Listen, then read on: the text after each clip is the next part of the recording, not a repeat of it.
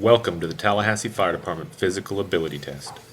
This test is 10 continuously timed events that have been validated as both job-related tasks and critical events necessary to perform the functions of a Tallahassee firefighter. This test is comprised of 10 continuously timed events, with the total time being your final score. If you are unsure as the time required to pass this test, see a proctor before starting the event.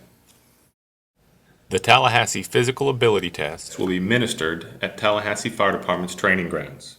You must arrive at the test site 15 minutes prior to your assigned start time, in comfortable athletic clothes.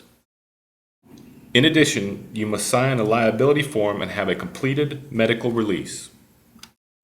The department will issue all required gear necessary to perform the agility test. However, if you wish to bring your own helmet, turnout coat, and structural firefighting gloves, they must be approved by a proctor prior to starting the test. Safety is a primary concern, so there will be no running between each event. However, during each station you may run. And as always, this is a physically stressful event, so stay hydrated, and if you feel ill, immediately contact a proctor for assistance. Now let's take a look at the 10 events that make up the Tallahassee Physical Ability Test. Event 1 is the dry hose drag. This event simulates the deployment of a hose line for firefighting operations. When performing this event, candidates should place the hose line over their shoulder and onto their chest. Candidates may run safely during this event. When deploying the hose line, candidates will be required to overshoot the barrels. At the completion of the event, candidates are required to place the nozzle in the designated box. If the candidate does not replace the nozzle in the designated box, he will be asked to go back and set the nozzle in the appropriate place. Event number 2 is the charged hose drag. This event simulates the advance of a hose line into a hot and smoky environment. When performing this event, candidates should place the hose line over their shoulder and onto their chest. It is important for candidates to lean their way forward when performing the event and may run during this event.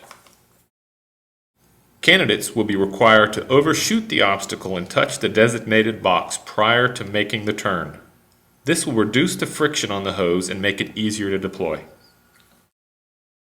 When deploying the hose line, candidates must keep the hose between the beginning barrels. If the hose line is pulled outside of the barrels, the candidate will be asked to go back and restart the event.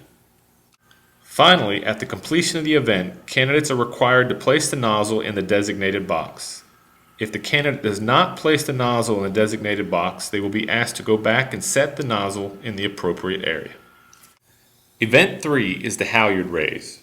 This event simulates the raising of the fly section of a ladder in order to access higher floors for firefighting operations. Candidates are required to brace one foot at the base of the ladder, also known as footing the ladder. If candidates do not properly foot the ladder, they will be asked to lower the ladder and begin again. Candidates may use one of two methods to raise the ladder. They may use the thumbs up hand over hand raise or the thumbs down hand over hand raise. Candidates are allowed to use a two-handed method to begin the raise, but must finish the raise with one of the two hand over hand methods. Candidates are not allowed to jump up and grasp the halyard.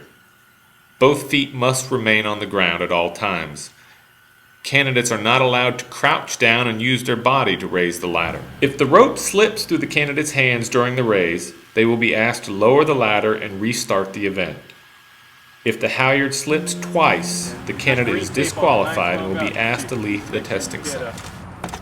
Event 4 is the roof walk. This event simulates walking on a roof ladder with appropriate equipment for ventilation purposes. While going up the ladder, candidates must touch each rung with at least 1 foot, including the last rung designated with green tape. If a candidate skips a rung going up the ladder, they will be required to restart the event.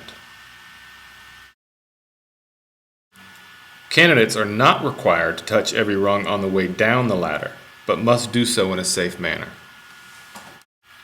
Candidates are not allowed to turn around and walk back down the ladder. If candidates do turn around on the ladder, they will be asked to go back to the point that they turned around and restart the event.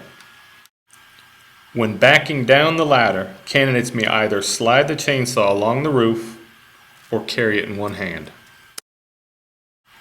At the completion of this event, the candidate must place the chainsaw back into the designated area. Event 5 is the attic crawl. This event simulates searching an attic for fire extension. Candidates are required to pick up the flashlight and proceed across the attic prop while staying below the overhead barriers. Candidates may either crawl on their hands and knees or crab walk on their hands and feet as long as they stay below the overhead barriers.